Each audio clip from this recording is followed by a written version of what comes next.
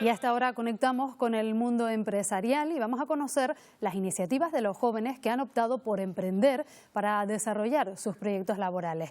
En la mañana de hoy nos acompaña Aníbal Pérez.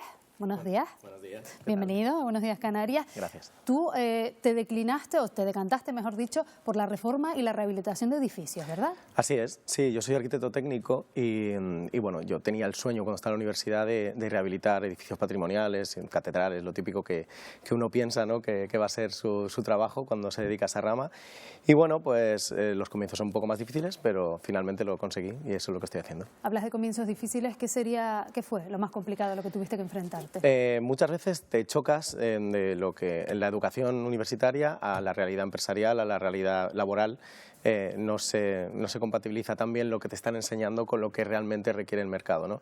Y eso lo aprendes de bruces, de golpe, te encuentras con ello cuando empiezas a trabajar, en mi caso para una empresa. Y bueno, tienes que volver a aprender muchos procesos que son más acordes con el mercado y menos con lo que te habían enseñado. Eso fue lo más difícil, sin duda. ¿Cuántos años hace que decidiste embarcarte en este proyecto? Pues tengo 38 y acabé la carrera con 25, así que llevo ya 13 años. ¿Y cuál es el perfil de tu empresa? ¿Cuántos trabajadores tienes? Pues somos un equipo de 13 personas. Yo solo soy la punta de lanza. Estoy aquí, de hecho, porque están ellos trabajando y sacando adelante esto. Ahora mismo somos 13 y tenemos perfiles técnicos como yo, arquitectos técnicos, delineantes y bueno, oficiales de primera. Hubo un tiempo durante la pandemia que las cosas se complicaron, por ejemplo, para tu sector concretamente, que hubo incluso empresas que tuvieron que cerrar, dificultades importantes. Ahora, con la guerra de Ucrania, otra vez subida de precios, etcétera. ¿Cuál es la situación en estos momentos? ¿En qué punto están ustedes? Creo que se está ayudando mucho estatalmente, incluso por Europa, con ayudas a fondo perdido para la rehabilitación, que es precisamente el campo que nosotros trabajamos. El hándicap importante, sin duda, es que tenemos una subida de precios de materias primas y unos plazos de ejecución que se han prolongado porque los plazos también para que lleguen los materiales son mucho mayores. Entonces, bueno, pues habitualmente estamos desarrollando proyectos cuyos contratos hemos firmado hace un año y ahora tenemos que el precio de los materiales es considerablemente superior a hace un año y no lo vamos a repercutir en los clientes.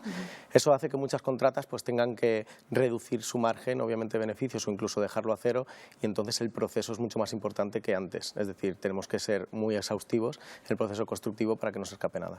¿Ha habido algún momento en esos años complicados en los que dijeras, tiro la toalla, lo dejo? Yo creo que una vez emprendes es muy difícil dar el paso atrás. Sí que lo pensé, es decir, pensé que a lo mejor este camino se acababa, pero tenía que haber otro.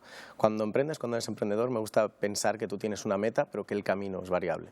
A lo mejor ese camino llegó a su fin y tenía que emprender por otro camino. Y más o menos así fue, tuvimos que reconvertirnos y bueno, afortunadamente estamos aquí. A un joven que esté estudiando en estos momentos o que acabe de salir al mercado laboral, ¿le recomendarías embarcarse en una aventura como la tuya? ¿Le recomendarías convertirse en emprendedor? Mira, el otro día me hicieron esta pregunta y mi respuesta no es quizá la que uno espera. Yo no recomiendo a nadie que emprenda a menos que no sienta que debe hacerlo. Es tan válido desarrollar tu profesión en una empresa mejorando los procesos de la misma sin acarrear el riesgo que conlleva el ser empresario como precisamente el ser empresario. Vas a tener que sacrificar muchísimas cosas. Tienes que estar seguro de que tienes una idea, que tienes un proyecto que quieres desarrollar y saber todos los sacrificios que conlleva, sabiendo que es muy probable, estadísticamente, que te salga mal.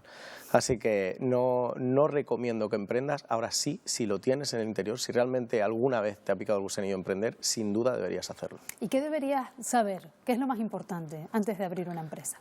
Lo más importante antes de abrir una empresa es, desde mi punto de vista, como te dije antes, tener una meta clara, tener un camino flexible y, sobre todo, hacer equipo. Solos no llegamos a ningún lado. Puedes tener una empresa donde eres tú solo, pero tienes que darte cuenta que hay asociaciones, que hay empresarios que están en la misma batalla que tú y que no estamos tan solos como pensamos. Entonces es abrir la mente, acompañarte de competencia, que realmente no existe como tal, sino son gente que está desarrollando el mismo negocio que tú, en los cuales te puedes apoyar. Y si tienes disposición de tener empleados, hacer equipo y que cada uno participe en tu proyecto. Lo que pasa es que a veces sí que se pone de manifiesto como aspecto en contra, digamos, a la hora de aprender, que por ejemplo, si tu empresa falla, pues te quedas a lo mejor sin una red que te proteja. Las personas que trabajan por cuenta ajena, pues al final tienen ese paro, demás. Esa es, digamos, la principal reivindicación, ¿no?, a la hora de decir, no me atrevo. Sí, el ecosistema empresarial es un poco hostil hacia nosotros.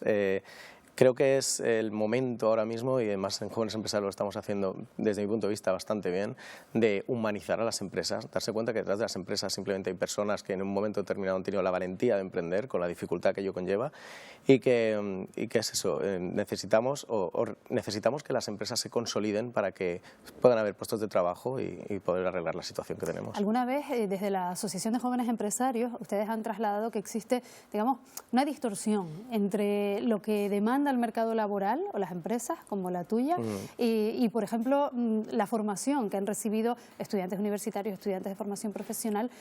¿Existe actualmente esa distorsión? Existe. Más que en formación profesional te diría que universitarios, pero bueno, hablo solo de mi experiencia personal. Desde luego en mi facultad lo que aprendíamos y los procesos que aprendíamos diferían muchísimo de lo que yo me encontré después en el mercado.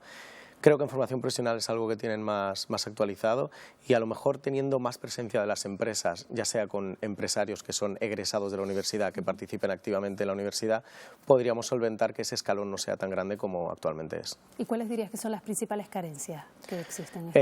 La verdad es que dentro de mi sector, como te puedo decir, nosotros quizá se obvia bastante lo que es las necesidades del mercado. Es decir, la formación no tiene tanto que ver con los procesos constructivos, sino con la optimización de costes, por ejemplo. Son cosas las cuales en la universidad no se tienen tan en cuenta y que es lo que realmente todas las empresas requieren. Pues Aníbal Pérez, empresario y miembro de la Asociación de Jóvenes Empresarios, gracias por habernos dado a conocer un poco más tu actividad, sobre todo pros y contras a la hora de emprender. Muchas gracias. Muchas gracias.